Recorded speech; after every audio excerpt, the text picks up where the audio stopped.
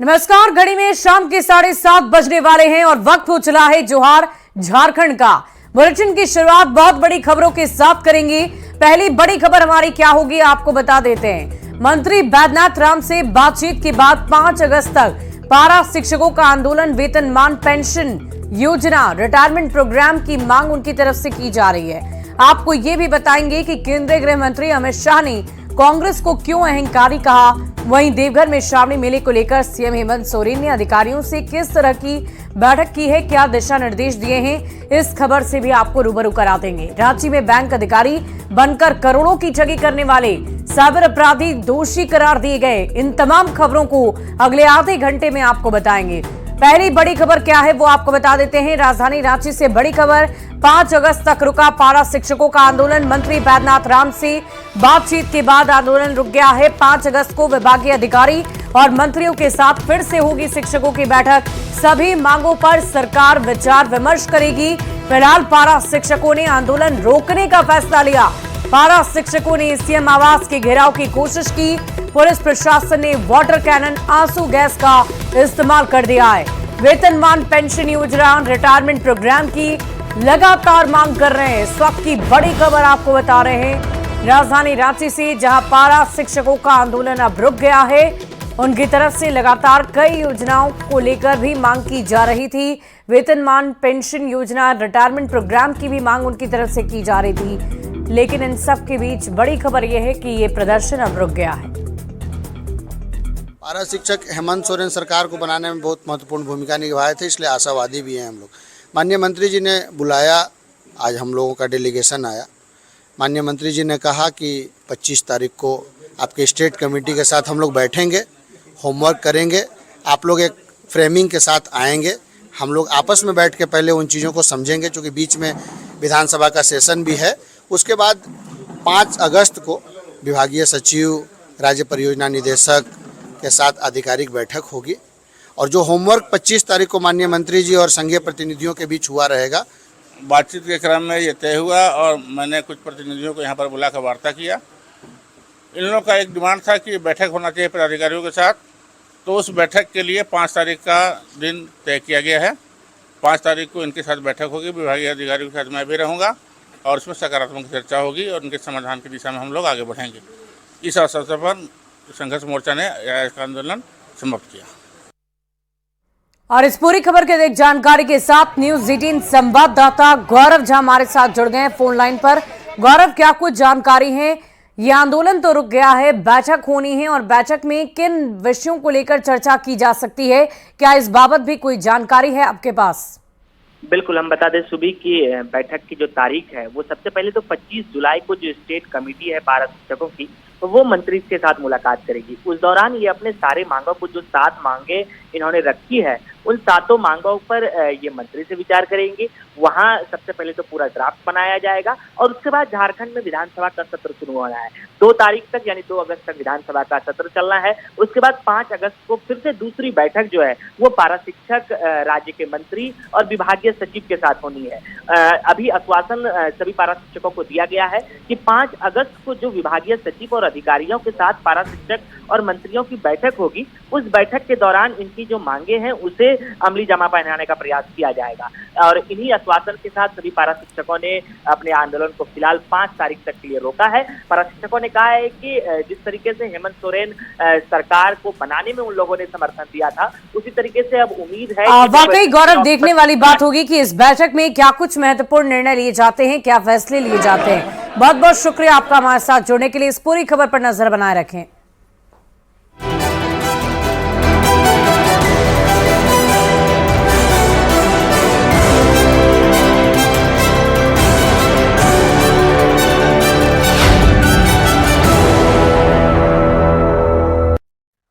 और झारखंड में विधानसभा चुनाव की डुगडुगी भले ही ना बजी हो, लेकिन नेताओं की चहलकदमी जोरों पर है। चुनाव को लेकर बीजेपी ने बिगुल फूंक दिया है। पार्टी के रणनीतिकार अमित शाह ने रांची में कार्यकर्ताओं को जीत का मंत्र देते हुए हेमंत सरकार को उखाड़ फेंकने का आह्वान कर दिया है। ये रिपोर्ट देखिए। झारखंड विधानसभा चुनाव की अग्नि परीक्षा। झारखंड में बीजेपी को कितनी सीटें मिलेंगी? अमित शाह ने की बड़ी भविष्यवाणी, जेएमएम को हराने का फॉर्मूला तैयार। भारत माता की वंदे वंदे वंदे। झारखंड में समय पर चुनाव हो या समय से पहले, लेकिन चुनावी अखाड़े में राजनीतिक दलों के नेता कमर कसके अभी से ही उतर चुके हैं। इस रेस में बीजेपी सबसे आगे नजर आ रही है। 81 विधानसभा सीटों वाले झारखंड में न तो INDIA गठबंधन कोई रिस्क लेने के मूड में है और न ही NDA। चुनावी अभियान को धार देने के लिए केंद्रीय गृह मंत्री अमित शाह रांची पहुंचे और चुनावी शंखनाद की। हेमंत सोरेन को ललकारते हुए कहा, 2024 में झारखंड में बीजेपी की सरकार आने जा रही है।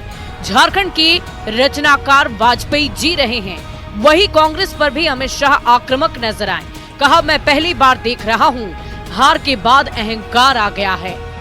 संसद में आपने देखा होगा राहुल गांधी जी का कार्यकलाप, इतना अहंकार कोई 2/3 बहुमत से जीतने के बाद भी नहीं पालता है। कांग्रेस वालों, हेमंत सोरेन जी लिख कर रख लो, दीवार पर लिखा हुआ मैं पढ़ पाता हूं। झारखंड में 24 के चुनाव में पूर्ण बहुमत से भारतीय जनता पार्टी की सरकार बनने जा रही है। इस बार की विधानसभा चुनाव में एक मुद्दा ऐसा है जिस पर खूब चर्चा हो रही है, वो है बांग्लादेशी घुसपैठ, जिसको लेकर सभी अपनी अपनी राय रख रहे हैं। अमित शाह ने भी झारखंड में बदल रहे डेमोग्राफी का मुद्दा उठाया और जेएमएम कांग्रेस पर जमकर हमला बोला। हजारों घुसपैठिए आदिवासी बच्चियों के साथ शादी करते हैं, सर्टिफिकेट प्राप्त करते हैं, भूमि खरीदते हैं और आने वाले दिनों में आदिवासी जनसंख्या घटने वाली है। अब भी घट गई है। बाबूलाल जी ने कहा है वो सही है। देश भर में कहीं आदिवासी जनसंख्या कम हो रही है, केवल और केवल झारखंड में हो रही है। हेमंत सोरेन जी का आदिवासी कल्याण का मतलब है अपने परिवार का कल्याण। अरे हेमंत जी, आपने नहीं किया कल्याण। सबसे पहला आदिवासी मुख्यमंत्री अगर किसी ने दिया तो भारतीय जनता पार्टी ने बाबूलाल जी को बनाने का काम। शिवराज सिंह चौहान और हेमंत बिश्व शर्मा ने घुसपैठ का मुद्दा उठाते हुए हेमंत सरकार को आड़े हाथों लिया। आज केवल आपसे इतना कहने आया हूँ, बांग्लादेशी घुसपैठिए यहाँ खुल के खेल रहे हैं, बेटियों के साथ शादी करके आदिवासियों की जमीन हथियाने का षड्यंत्र हो रहा है। झारखंड तबाही और बर्बादी की ओर है। और याद रखना, अगर एक बात ये आएगी नहीं किसी भी कीमत पर, एक बार और ये सरकार आ गई तो झारखंड तबाह और बर्बाद हो जाएगा, झारखंड बचेगा नहीं। अगर घुसपैठिया हमारा सामने समस्या है और कोई समस्या झारखंड का सामने है, आज झारखंड में कैसे बालू का स्मगलिंग हो रहा है, आज झारखंड का स्थानीय लोगों को मकान बनाने के लिए एक ठेला एक बाल्टी बाली नहीं मिलेगा, लेकिन यही बालू आज झारखंड से स्मगलिंग होते हैं, यूपी बिहार पहुंच जाते हैं, झारखंड का लोगों को कोई बालू नहीं मिलते हैं। वहीं अब इस पूरे मामले पर जेएमएम और कांग्रेस ने पलटवार करते हुए कहा कि सवाल बांग्लादेशी घुसपैठ का नहीं बल्कि भाजपा की मानसिकता का है। अमित शाह जी खुद ही अपने आप को कटघरा में खड़ा कर रहे हैं। वो देश के गृह मंत्री हैं और राज्य में सरकार बनाने की बात कर रहे हैं। इससे पहले 4 साल 5 साल पहले तो उनकी ही सरकार थी, तो उस वक्त भारतीय जनता पार्टी के नेता कहाँ चले गए थे? ये घुसपैठी अगर हुआ है तो फिर भाजपा के जमाने में ही हुआ होगा। देखिए, सवाल बांग्लादेश घुसपैठियों का नहीं है, भारतीय जनता पार्टी का जो नियत है वो बिल्कुल स्पष्ट है। इस राज्य इस बार का चुनावी रण बेहद दिलचस्प होने जा रहा है। सभी दल अपनी अपनी जीत का दावा कर रहे हैं, तो बांग्लादेशी घुसपैठ को लेकर भी सियासत जमकर हो रही है। अब देखना ये होगा कि किसके दावों और कोशिशों पर जनता जीत की मुहर लगाती है। रांची से न्यूज़ 18 संवाददाता संजय सिन्हा की रिपोर्ट। और भानु प्रताप शाही का विवादित बयान, हेमंत सरकार पर उन्होंने निशाना साधा है। बीजेपी की बैठक में उन्होंने बड़ा बयान दिया। बीजेपी विधायक है भानु प्रताप शाही। आपको बता दें कि बहुत बड़ा बयान दिया गया है मुख्यमंत्री की तरफ से। बीजेपी विधायक के खिलाफ भानु प्रताप शाही को लेकर उन्होंने विवादित बयान दिया। बीजेपी की बैठक में बयान दिया गया है, क्या कुछ कहा है सुनिए। हम कार्यकर्ता झारखंड के लड़ने वाले हैं और अब बार हेमंत सोरेन जी का गट्टा पकड़ करके उनको कुर्सी से उतारेंगे। उतारेंगे कि नहीं उतारेंगे? गट्टा पकड़ करके कुर्सी से उतारेंगे। ये कार्यकर्ता के दम पर मैं आपको कहना चाहता हूं। और भानु प्रताप शाही के विवादित बयान पर बयानबाजी अब काफी तेज हो गई है। आरजेडी और कांग्रेस बीजेपी विधायक पर हमलावर है। जब से भारतीय जनता पार्टी की हार हुई है तब से लगातार भारतीय जनता पार्टी की गुंडागर्दी एकदम चरम पे है। भानु प्रताप शाही क्या बोलेंगे? वो तो इतना दाग है उन पर कि भारतीय जनता पार्टी और इस तरह की अमर्यादित भाषा का जो लोग इस्तेमाल करते हैं, वैसे शब्दों का राजनीति में कहीं पे भी कोई जगह नहीं है। राजनीतिक तौर पे लड़ाई लड़ने का तो आप आइए मैदान में लड़ाई लड़िए। जब आप सट नहीं रहे तो तरह तरह के शब्दों का इस्तेमाल कर रहे हैं। और राजधानी रांची में बीजेपी की विस्तृत कार्य समिति की बैठक में बाबूलाल मरांडी और अर्जुन मुंडा की बीचों बीच अमित शाह बैठे। इस सिटिंग अरेंजमेंट को लेकर सियासी हलकों में कई सवाल उठ रहे हैं।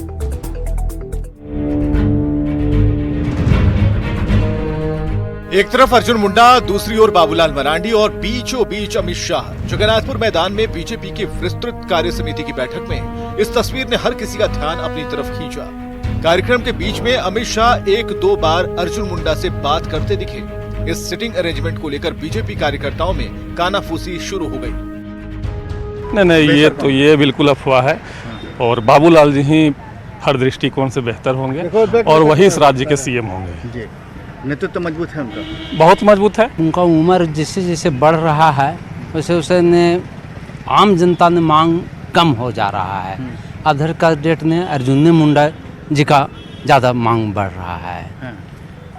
इसी के हो सकता है कि दोनों ने कुछ तालमेल है। इस बैठक में चुनाव प्रभारी शिवराज सिंह चौहान से लेकर सह प्रभारी हेमंता बिस्वा शर्मा, केंद्रीय मंत्री अन्नपूर्णा देवी और केंद्रीय राज्य मंत्री संजय सेठ समेत तमाम बड़े नेता मौजूद थे। पर अमित शाह के आसपास बैठने का मौका सिर्फ बाबूलाल मरांडी और अर्जुन मुंडा को ही मिला। अब सवाल उठ रहा है कि क्या अर्जुन मुंडा झारखंड की राजनीति में एंट्री लेने वाले हैं? वैसी स्थिति में इन्हीं दोनों में से किसी एक को मौका मिलेगा। अगर सरकार बनाने की नौबत आई तो अब किसको मिलेगा ये कहना थोड़ा मुश्किल है। इस सिटिंग अरेंजमेंट पर बीजेपी विधायकों से सवाल पूछे गए तो वो कन्नी काटते दिखे और डिप्लोमेटिक जवाब देकर निकल गए। हमारे शीर्ष नेतृत्व का जो मार्गदर्शन मिलता है उसे हम फॉलो करते हैं। आज हम बिगुल जो बजा है, उलगुलान हुआ है झारखंड बचाने का, उसे लेकर के जा रहे हैं और उसी मंत्र के साथ झारखंड को बचाने का काम। इस राज्य के पूर्व मुख्यमंत्री भी थे और केंद्रीय मंत्री भी अर्जुन मुंडा जी थे। इधर माननीय बाबूलाल जी भी मुख्यमंत्री थे और अभी माननीय प्रदेश के अध्यक्ष हैं। तो है ही नेतृत्व तो उन लोग का हाथ में है ही इस राज्य का। मंच पर बड़े नेताओं की कमी नहीं थी। शिवराज सिंह चौहान भी थे, हेमंत बिस्वा शर्मा भी थे, केंद्रीय मंत्री भी थे, सांसद भी थे। लेकिन अमित शाह के बगल में बैठे थे तो ठीक बगल में बाबूलाल मरांडी और अर्जुन मुंडा। कार्यकर्ताओं में ये बात गई भी, मैसेज भी गया कि वास्तव में होने वाला क्या है। कार्यकर्ताओं की अपनी भावना भी सामने आई। लेकिन सवाल यह है कि पार्टी झारखंड को लेकर भविष्य में क्या देख रही है। कैमरामैन संत के साथ संजय कुमार सिन्हा, न्यूज़ 18 रांची।